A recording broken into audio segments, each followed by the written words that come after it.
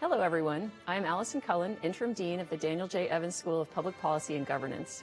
It is my absolute pleasure to welcome you to our virtual 2020 convocation ceremony. Today we come together to celebrate our amazing graduates and the culmination of their many years of hard work in pursuit of graduate degrees in public administration and public policy and management.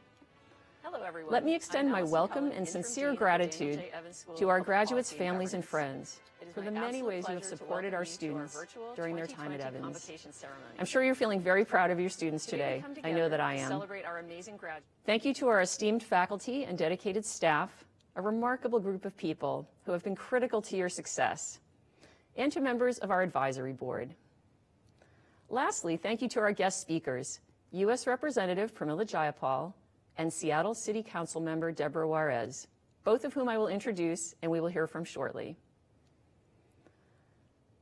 This is a very distinctive moment in history, one we will look back on over and over with the lens of time. As Dean of the Evans School and as a parent whose son is graduating from college this week, my youngest, I recognize that this celebration is very different than the one we had long envisioned. Also, as a first-generation student, I never take a graduation for granted or see it as anything less than what it is, the culmination of remarkable effort and persistence and vision and a huge moment of celebration.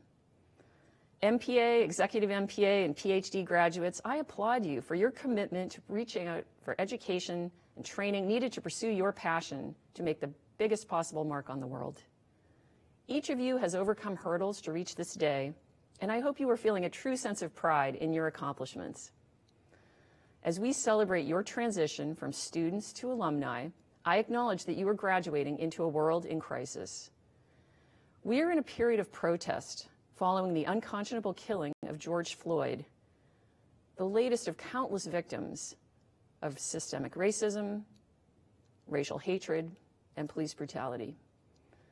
We are also in the midst of a pandemic which has isolated us, left many suffering loss, and has focused a separate lens on inequity and injustice, as its health and economic impacts have been disproportionately borne by communities of color and especially Black Americans. A moment of crisis presents us with a great opportunity and also great responsibility. The need for strong public policy and skillful public leadership has never been greater. We need every one of you. I am incredibly heartened because I know how well prepared you are. You have made tremendous contributions to our institution while you were at the Evans School. Your unwavering commitment to making racial justice actionable humbles me and gives me great hope for the future. You have changed us and taught us so much. The need to celebrate you and encourage you on this day is stronger than ever. Historian Yuval Harari has said, "We study history not to know the future, but to widen our horizons, to understand that our present situation is neither natural nor inevitable, and that we consequently have many more possibilities before us than we can imagine." When I joined the Evans School faculty, now 25 years ago, I asked students in my first class to make individual predictions and statements about the future. This turned into a bit of a tradition and has become a written record of the voices of 25 years of students. I can assure you through all those years, no one predicted a time like this. But the historical record that those students left does give us a window into the passions and worries and issues that Evans School students before you believed were ripe for addressing, and areas in which they were determined to make real progress. We can also look at what they did next as they graduated and moved into careers where they sought to build that future. In this spirit, I reflect on the voices of these students. They noted the imperative for policy to acknowledge the rights and sovereignty of Indigenous people, which I acknowledge today as I address you from the ancestral lands of the Coast Salish people. They expressed a dream that the justice movement would gain strength and that Seattle would build a light rail system for the region, and that the Elwha Dam would come down. They expressed concerns that the U.S. would face fragmentation with the rise of regional divisions and would experience a decrease in trust of science and public institutions. They called out intensifying challenges for cities. As graduates, these alums went on to devote their careers to community development, to providing housing, to transportation systems providing access to education and job opportunities. They took positions in the governor's office and with tribal councils and in local and national government. Others devoted themselves to managing nonprofits and to philanthropy. Within the past 5 years, students predicted that higher education would undergo a digital revolution by 2035, with more online programs and more online course offerings, and that disaster and crisis would bring parties together where other efforts had failed. And yes, we are seeing some of that future right now. Like these past students, many of us ponder these same questions today. What will the future bring? Where will my unique passions and skills be most impactful? And how can I use my privilege and power to amplify the voices and needs of others? The future may feel uncertain, but amidst the uncertainty, today's crises also present a significant opportunity. An opportunity to create anew, to forge a more equitable, healthy, better prepared, sustainable society. But change will require ideas and leadership and collaboration. Your ideas, your leadership, and your commitment to collaborative process. To forge this future, to rebuild and recover, public policy and management will be pivotal. As graduates, you have some important tools and frameworks for managing the trade-offs that you will face along this journey. You have also proven yourselves capable of developing new tools and new frameworks where the old ones are found lacking. I have faith that you will rise to the challenge to lead steadily and with inspiration. I trust that you will champion equity and inclusion in our institutions at all levels. And I am confident that in your hands and with time, we will emerge from this period as a stronger and more just world. You have been a force for good during your time at the Evans School. You have changed us by your presence and with your efforts, and we are so grateful for your impact. You have also shown incredible strength and resilience when tested. You make me believe Harari's words that our present situation is neither natural nor inevitable, and that consequently we have many more possibilities before us than we can imagine. Today we celebrate you, graduates of the class of 2020. I am proud of you already, and I am excited to celebrate your limitless possibilities for years to come. Thank you for choosing public service. The world needs you.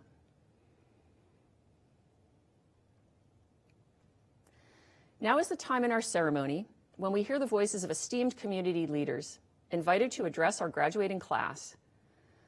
This year, we're honored to be joined by two individuals who have dedicated their careers to public service: U.S. Representative Pramila Jayapal and Seattle City Council member Deborah Juarez. First elected in 2016, U.S. Congresswoman Pramila Jayapal is now serving her second term representing Washington's 7th District. She is the first South Asian American woman elected to the U.S. House of Representatives and one of only a few naturalized citizens currently serving in Congress.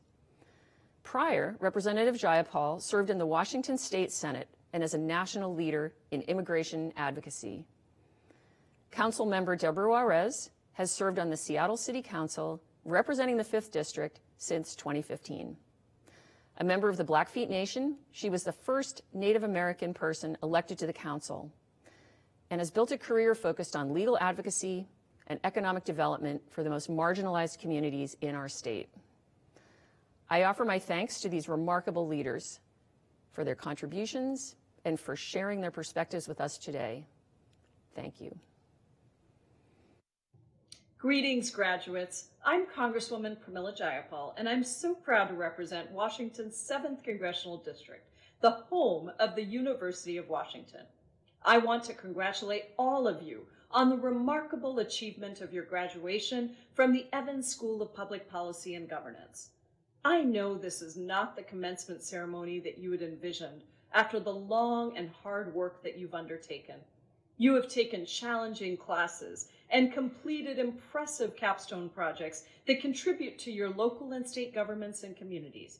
Many of you have done this on top of working jobs, caring for families, volunteering, and making our community better.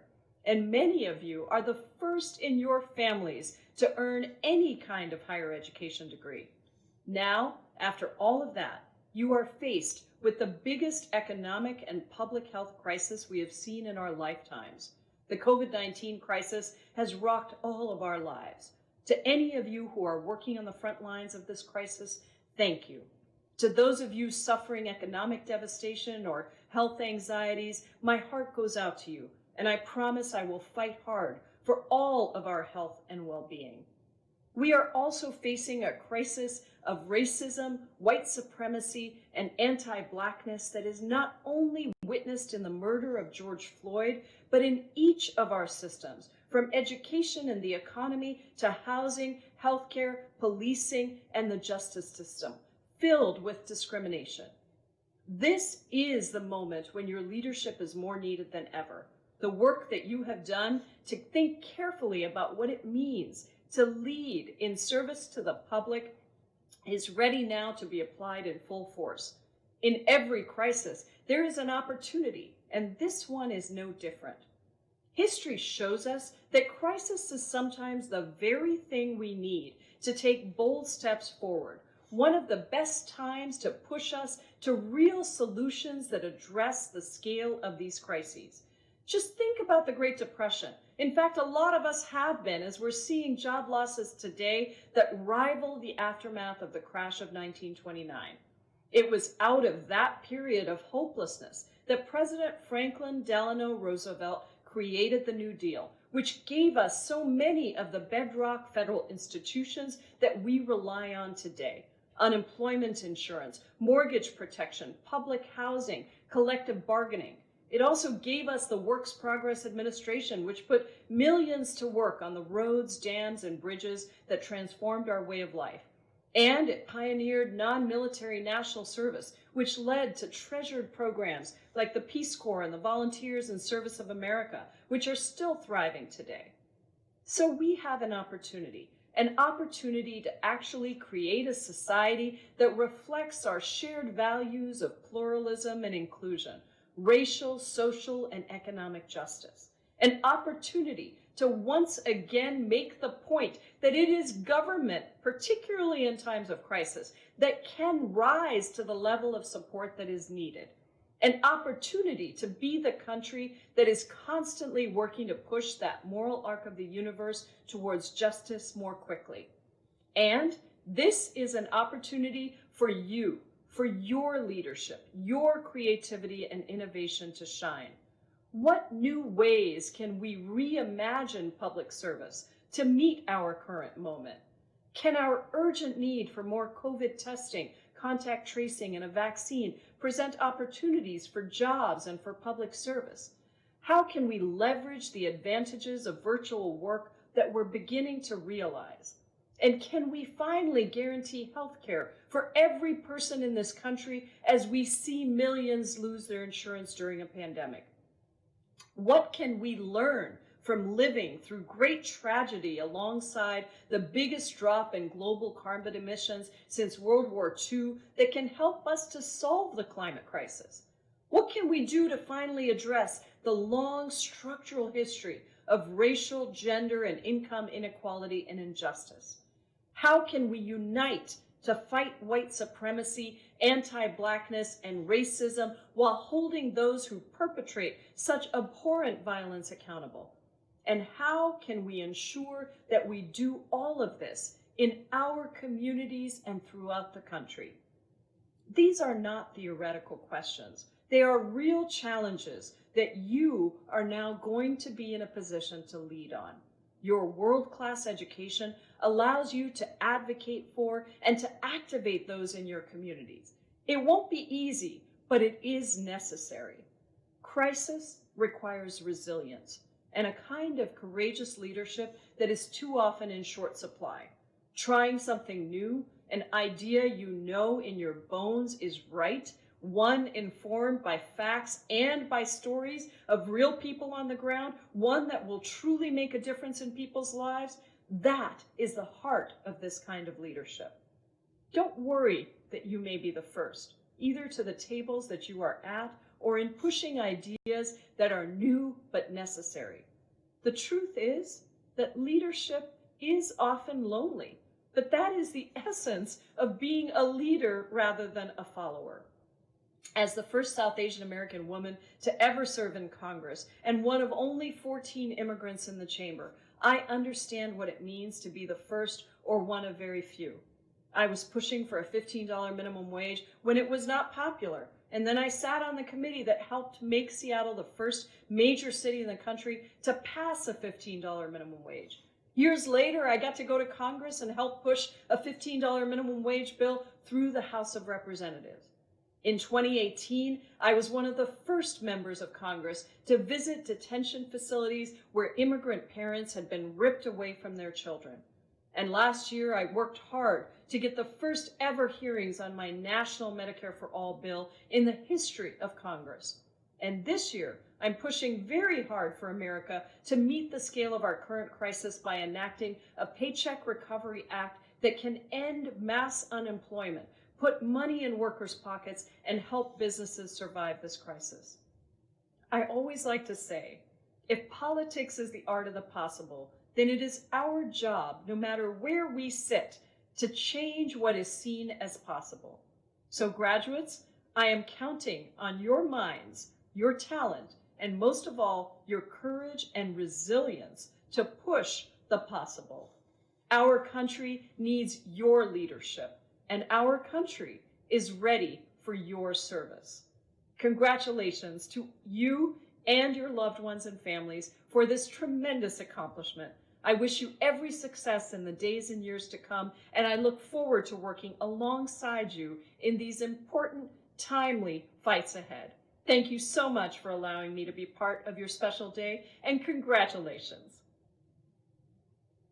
Hi, my name is Deborah Juarez. I'm a member of the Blackfeet Nation, and my Indian name, my Blackfeet name, is Natui Mististake, which means Holy Mountain Woman. And I'm glad to be here with you today. I've been thinking a lot about you, not about just this speech, but about how you're feeling, how you're doing, how I'm doing, how we're all doing. But today, I want you to think about me as your Auntie Deborah. So you just had your graduation, got that degree in your hand, second degree, and we are at the graduation party, not the real one, the one that you have with relatives. The fun one will come later. And I'm that auntie in the corner at the table, my second glass of wine, and I ask you to come sit with me. And you graciously agree. So there's some things I want to share with you. So think about this.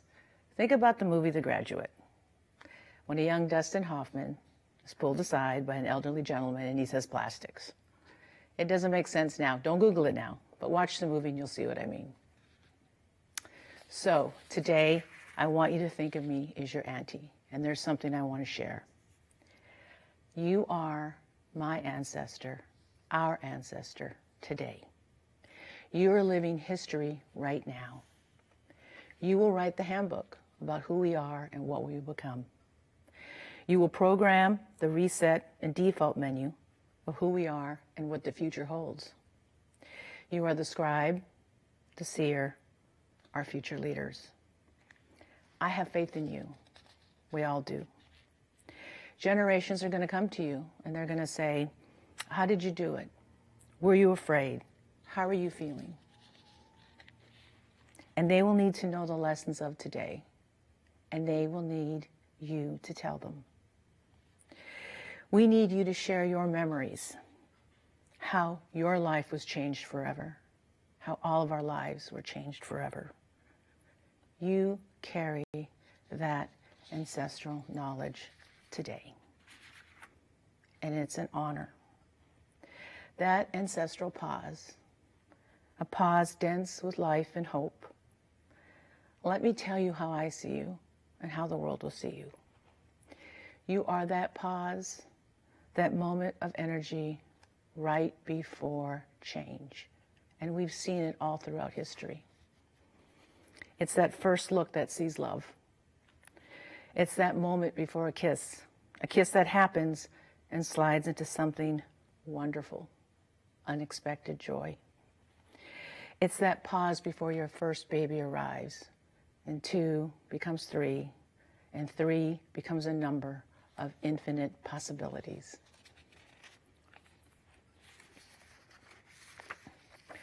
You are that excited moment of pause, fear, and wonder when you first see a bear, a mama bear in the wild with her babies, and she turns her back, and you turn your back, and you run. Excitement, terror, wonder, relief. But that's that pause, that's that change. That pause when a green spring turns into a summer red before you're ready. Because someday you will be 62, like me. That pause, this moment, this space will move. We are in a pause, and what comes next will be different. It will be better. I promise. It will be better because of you, because you bear witness to what we are experiencing now. You are a witness to this change, and you are our glorious pause. I will remember you. You don't need to remember me, just my words. We are gifting each other in this glorious moment, this glorious pause. It's been an honor to speak to you today, and I want to share again that you are the ancestor to my children in the 7 generations to follow. With that, congratulations and good luck. And what I've shared with every graduate, including my own adult children, is go out there and set this world on fire. Thank you. Greetings, graduates, faculty, staff, family, and friends. I'm Kate Crosman, graduate of the Evans School, PhD in Public Policy and Management. Thank you all for being here. Graduates, I know this isn't the graduation you expected. To be frank, it isn't the world you expected either. But that in no way diminishes your accomplishment. After all, in realizing your degree, you climbed a mountain. You climbed a mountain, and I know the view from the top is also not what you expected. The clouds obscure the surrounding area, and there is darkness where you did not anticipate darkness. Where you can see clearly, it is difficult to see past the obstacles that peek through the clouds. You overcame so many obstacles already, but you can see so many more. They are familiar, but they loom larger than you imagined. You see the deep chasms in our society and our world, the deep inequities that accompany them. You see those who deny that those chasms and those inequities are problematic or even that they exist at all. You see ignorance, desperation, and human frailty.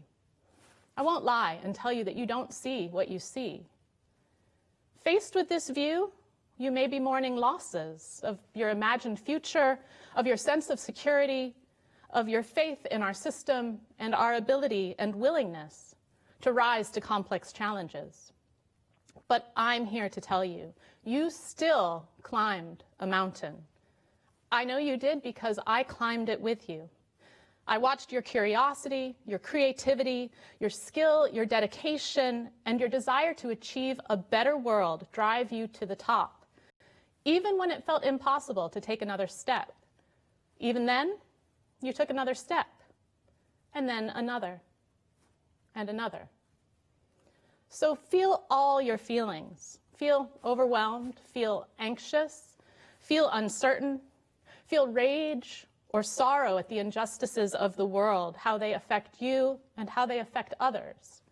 But also today and tomorrow and all the days after that, feel fiercely proud. Feel victorious over the mountain that you climbed. Celebrate your achievement and feel hopeful and feel determined to achieve that better world. Because I know what you can do when you decide that a mountain needs to be climbed. And we all need to keep climbing. Thank you.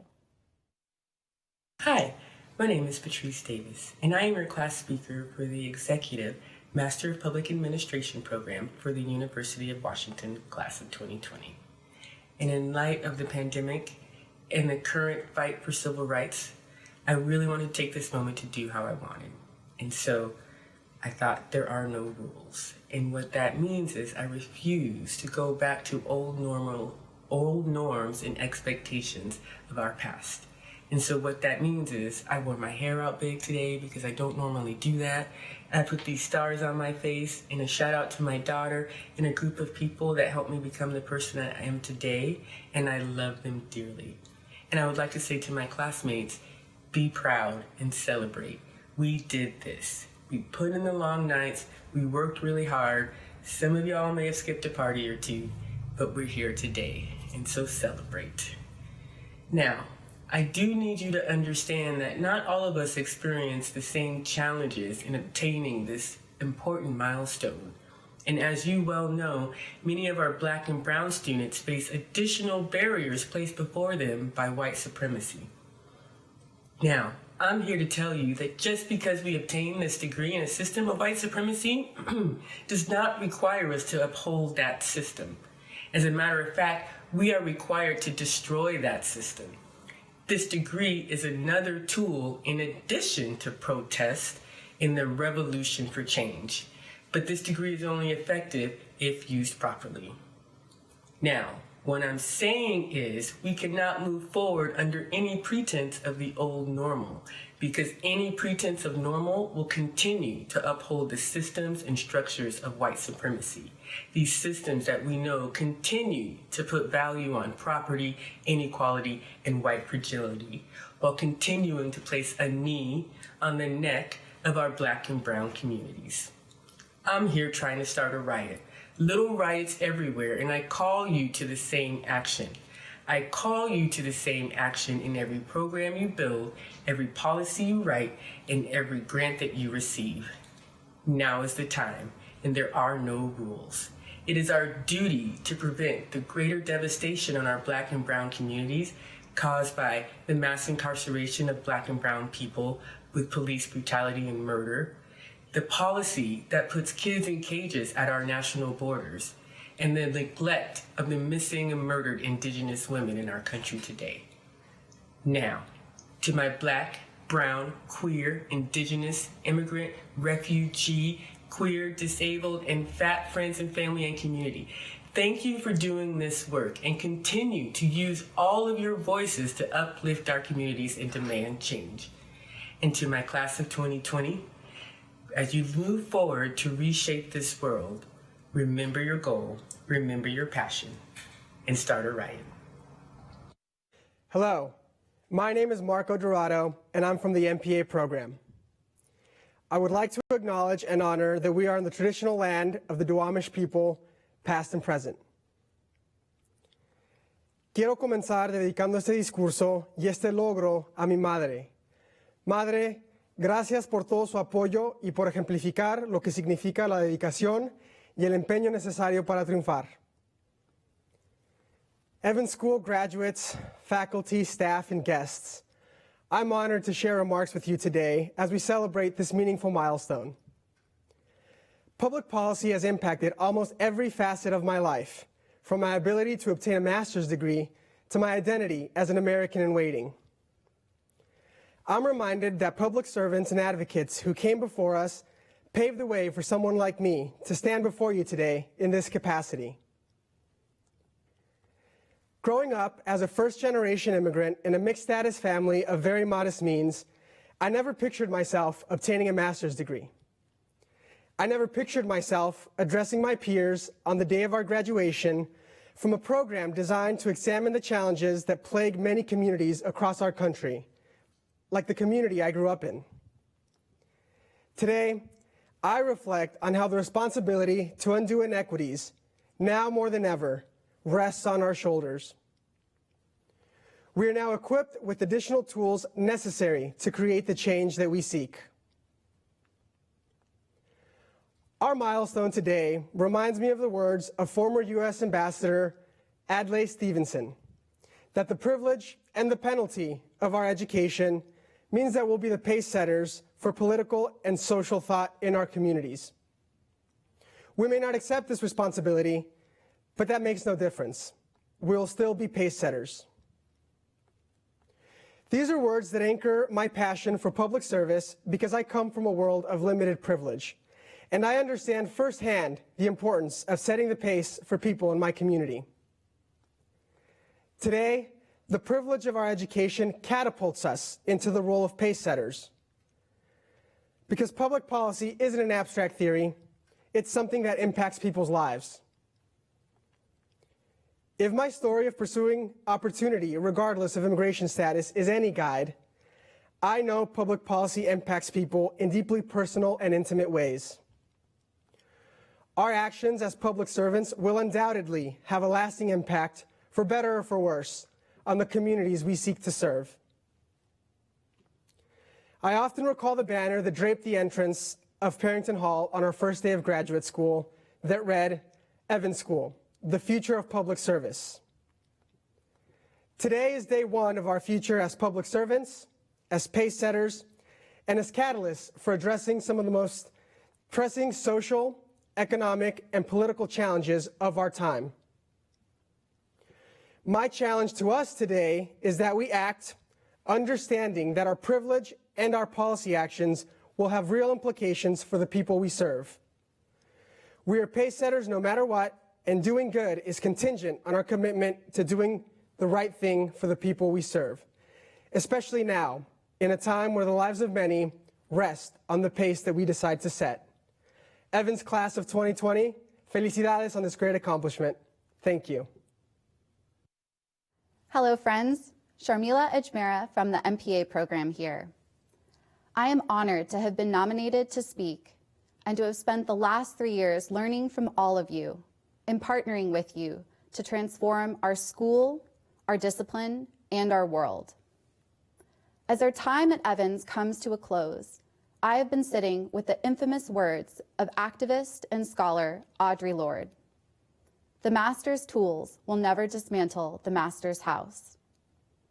In this program, we've learned about many tools: carrots, sticks, sanctions, regulations, and taxes.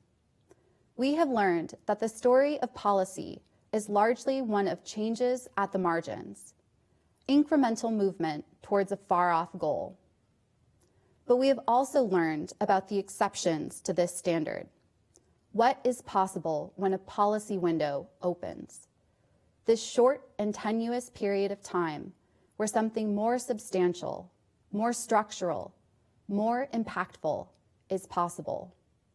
When the foundations of our world shift, and suddenly our perspective and our conception of what is possible, indeed, what is necessary, does too. We are entering the field of policy and public service during a time of unprecedented disruption. The COVID-19 crisis is laying bare the deep inequities embedded in our society, our economy, and our global systems. These inequities, injustices, and oppression have always been there, but they have come into full, unavoidable view as the world has taken a collective pause, and we have finally stood still long enough to see the lopsided, broken house that our masters have built. But a window is open.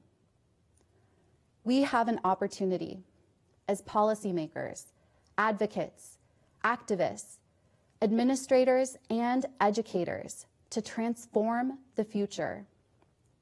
It is incumbent on us to turn away from the allure of a so-called return to normal when we know that normal is so deeply broken for the majority of the world. As Evan said, we can instead choose to be in motion towards building a more just and equitable future. We have a unique opportunity, and we are in a unique position to help drive this change. And as Marco so eloquently stated, to set the pace as we broaden the universe of what is possible and work to produce different outcomes. But to do this work, we need new tools, tools that center, amplify, and elevate the voices of communities that have for too long been ignored or excluded from the policy process. Tools that are meant for much bigger, deeper, structural changes. Tools that reject any semblance of being race or gender or class neutral and are instead anti-racist, anti-oppression, and anti-poverty. Tools that can build a house big enough for all of us, or perhaps tools that are not meant to build a house at all. In my time at Evans, I have learned that equity work is generational. We have a once in many generations chance to turn the tide and to build a different future. To rebuild and to create a world that is just, equitable, healthy, and livable for future generations. One that thinks far beyond the margins of change and instead blows open what we think is possible. A policy window is open. We, both as graduates and as an institution, get to decide what to do with it. Let's climb through, create new tools, and build something better than this broken house. Thank you. Hello, my name is Karen Martin.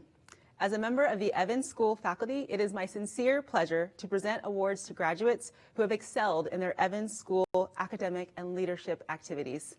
We commend these and all of our graduating students for their outstanding achievements. I'll begin with our Executive MPA Student Awards. Each year, for their final course on leadership with Associate Professor Stephen Page, our Executive MPA students write a case study based upon their own professional experience. We have 2 student recipients of this year's Outstanding Executive MPA Case Study Award. They are Amy McMinn. Amy's case, Beacon Hill Health Innovation Center, a future for historic landmark, addressed a wide range of stakeholder perspectives using a complex state of Washington real estate transaction. Ian Yaffa.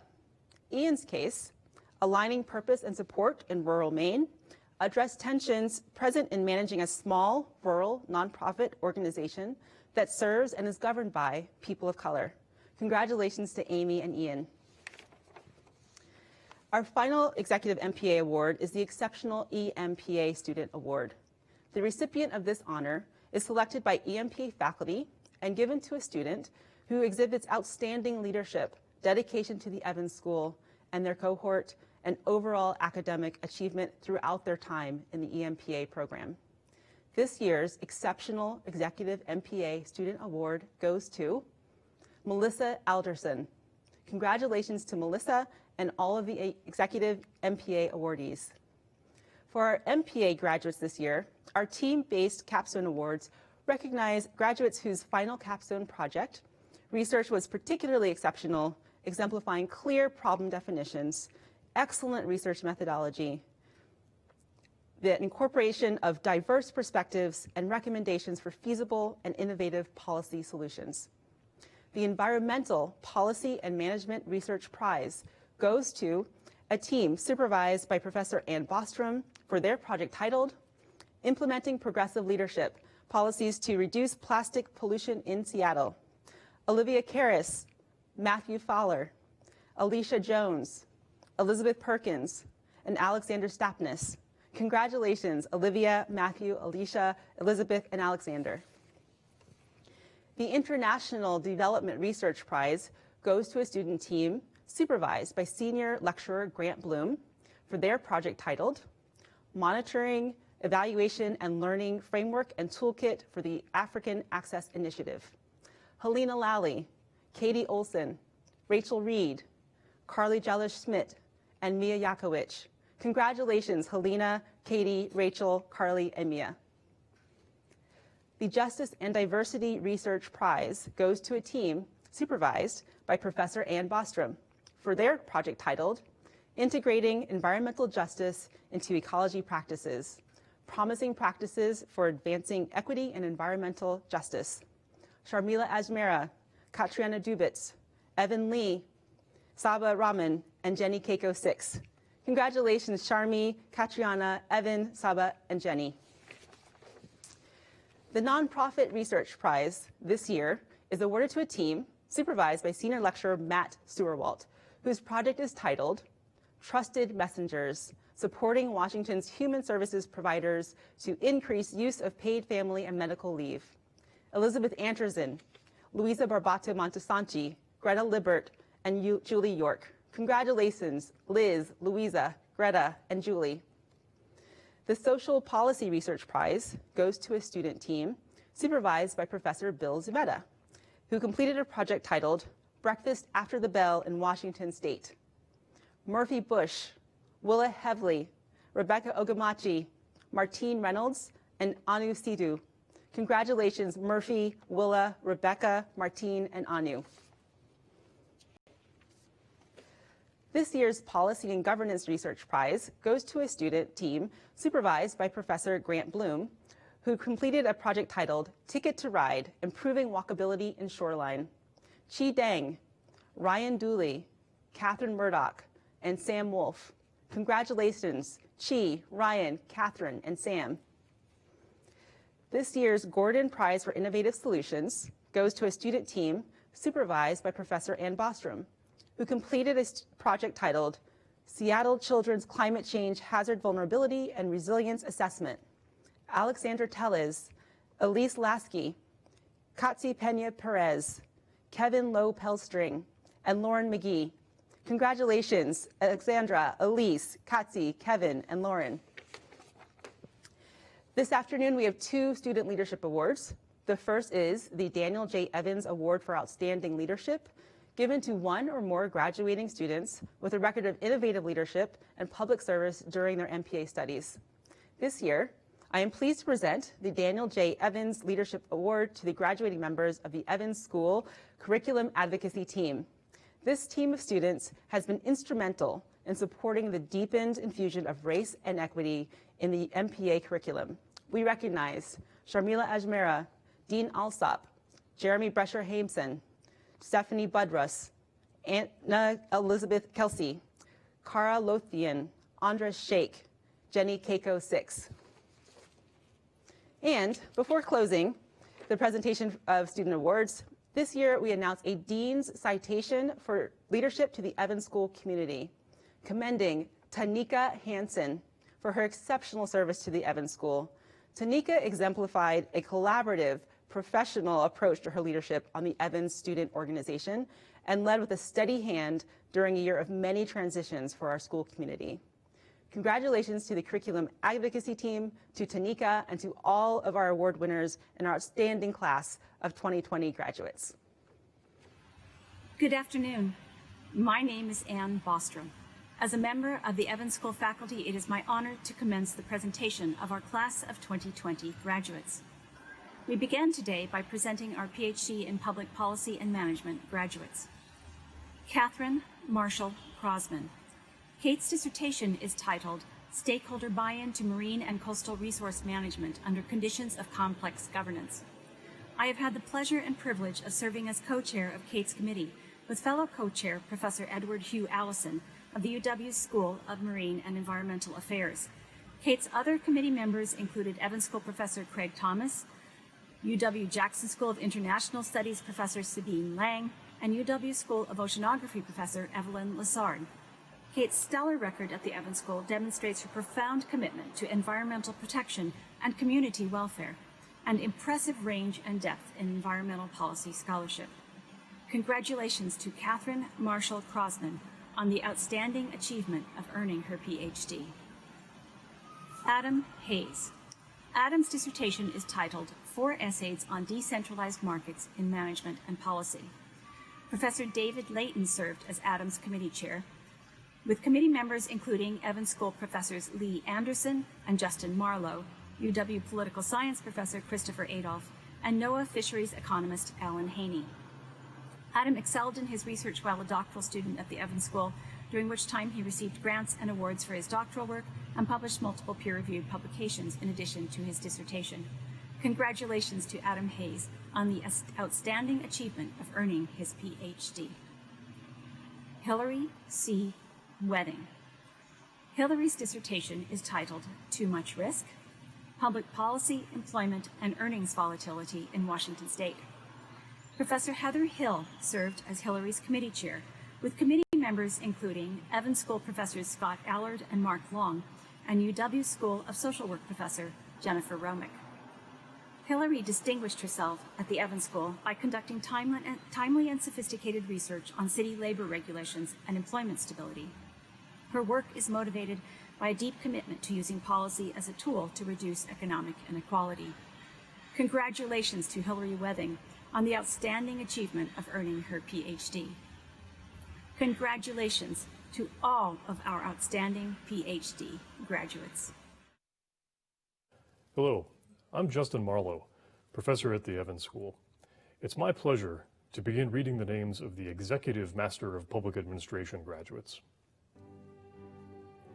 Randon Aya. Melissa Claire Alderson. Chris Carlson. Oliver Crane. Patrice Davis. Jillian Jean Foote. Zan Gerard. Darren R. Groth. Lindsay Harper. Claude Holmes IV. Kim Alexandria Iorio. Andy Jensen. Courtney Johnson. Faisal S. Kasumali. Kara Kiggins. Catherine King. Christina A. Corpy. Edgar Longoria. Ian Philip Latrell. Eduardo Marquez. Gracie Martinez. Margene McCaw. Agatha McIntyre. William W. McLeod. Amy McMahon. Allison Mundy. Reezy Rogers. Bessie Marie Scott. Tori Shanklin. Ashley Studeris. Tunny Van. Rachel Vivian Wallach. Ian Yaffe. Hello, my name is Ben Brunges, and I'm pleased to begin reading the names of the Masters of Public Administration graduates. Sharmila Ajmera. Dean Alsop. Elizabeth Anderson. Kelly Anderson. Elizabeth Barker. Ashley Barnes. Shay Bauman. Carolyn Bowie. Jeremy Brecher Hameson. Molly Brewer. Desiree Brito. Mitchell Gregory Brown. Stephanie Budress. Murphy George Bush. Olivia Karras. Simon Casson. Kevin John Cernansky. Mitchell Chen. Andrew Garland Chesterfield. Wen Ching Chen. Eric Ronald Clute. Quinn Cordo. Morgan Cowick. William Cox. Daniel Fong Dang. Louis DeBellis. Chi Dung. Nicolás Mauricio Díaz Warnes. Ryan Dooley. Marco Antonio Dorado Arredondo. Catriona Dubitz. Allison Duncan. Maggie Dunham Jordahl. Edward Endy. Elizabeth Esborn. Matthew Fowler. Billy Farrell.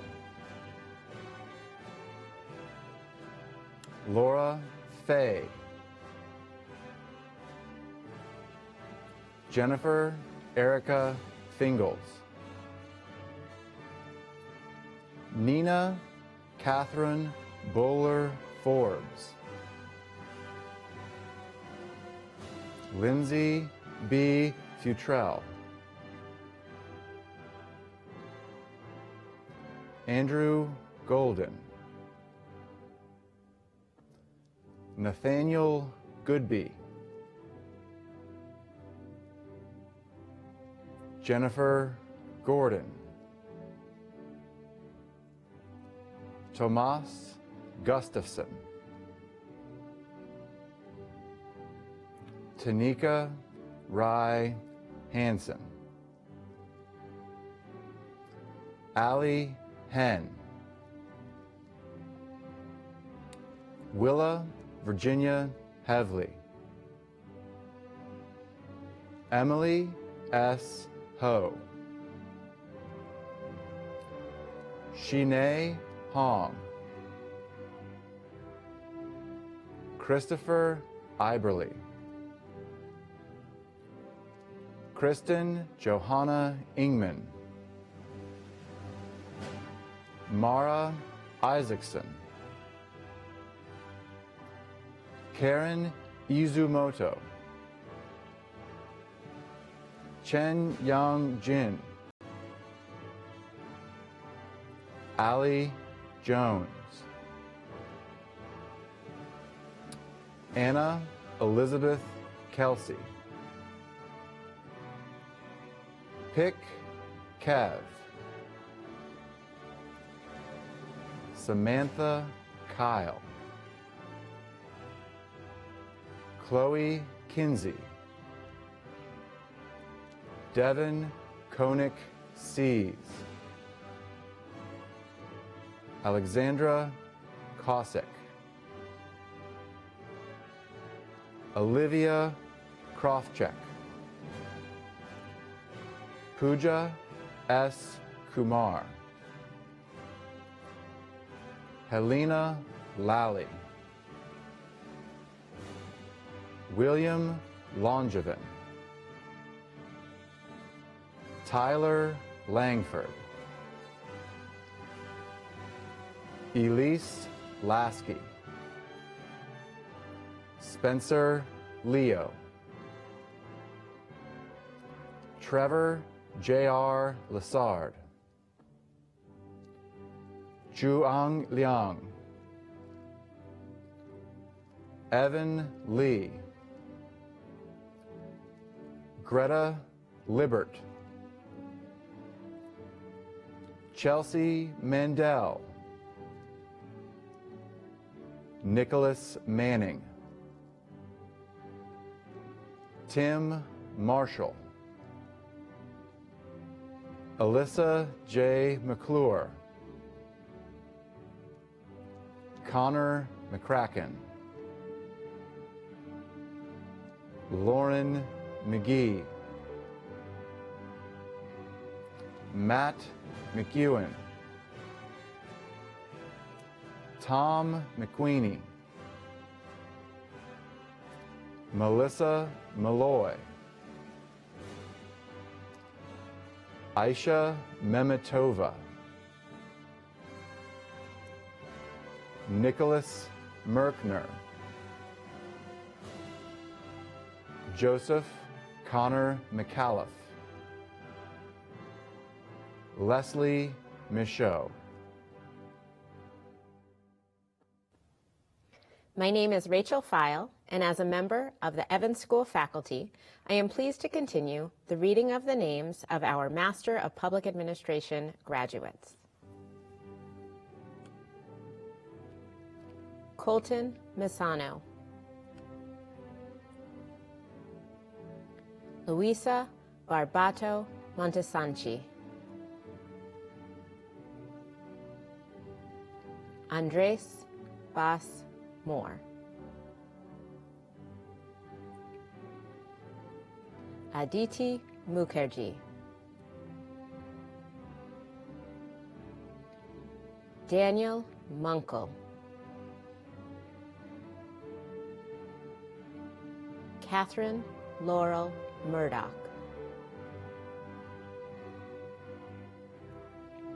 Fiona Scott Murray.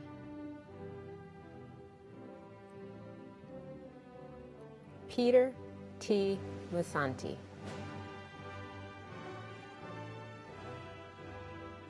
Rose Nakano. Vanya Nanda. Hannah Elizabeth Navarro. Janine Needles. Ashley Blake Nielsen.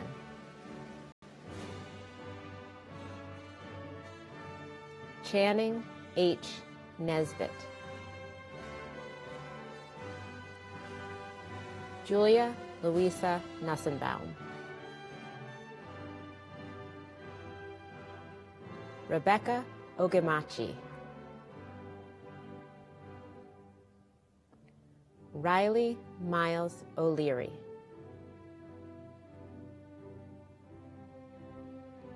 Catherine Olson. Andres C. Orams. Eugene Paul.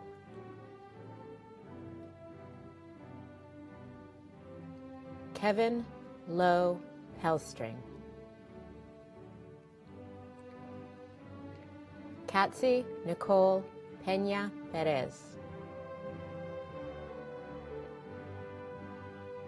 Luke Ryan Peters.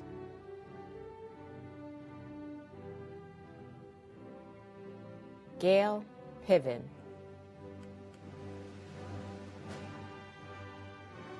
Ashley Podpleski.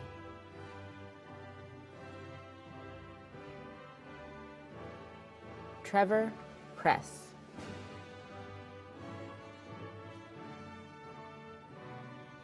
Charles Quackenbush.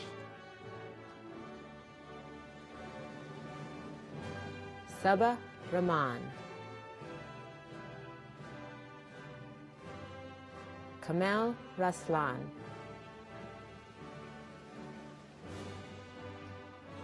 Rachel Reed.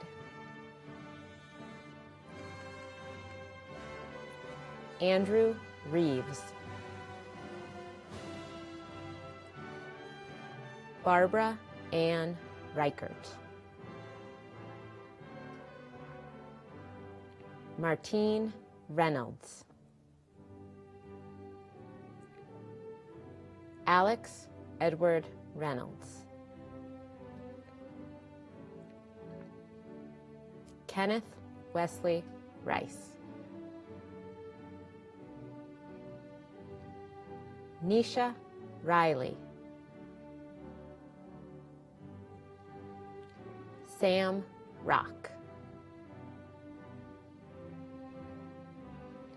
David Rosen. Daniel Rothman. Sabrina Santos. Alexandra Schaefer. Carly Jaleese Schmidt. Danielle Schmidt. Preeti B. Shah. Andres Mazdak Sheikh. Elizabeth Shi. Anu Sido. Sahej Singh.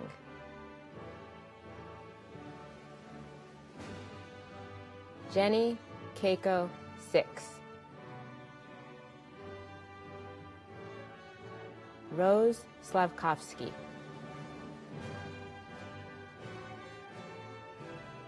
Trevor Smith.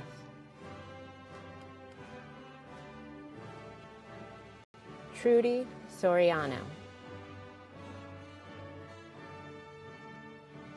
Serena Sue. Alexander Stopness. Donnie Strophus. Jin Chao Su. Aaron Tom. Alexandra Tellez. Viola Tian. Teresa Tippins. Andrew Nabil Torrey.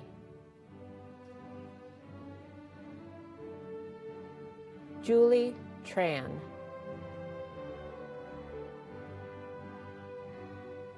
Lynn Trin. Galen Van Horn. Evan Walker. Lindsay Wallace. Janie Walzer. Zichi Wong. Lucia Wong. Jesse Warren. Ellen Marie Waters. Bo Yao Wei. Alana Feltner Williams. Sam Wolf. Juan Xu.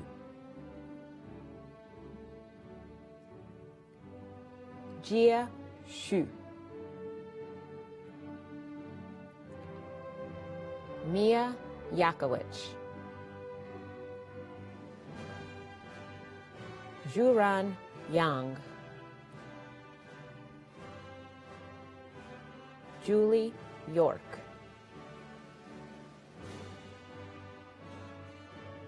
Heather Yu. Sarah J. Chin Zavaleta. Anya Zupancic.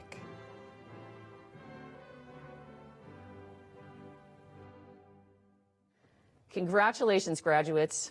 Your expertise in public leadership and management is needed now more than ever.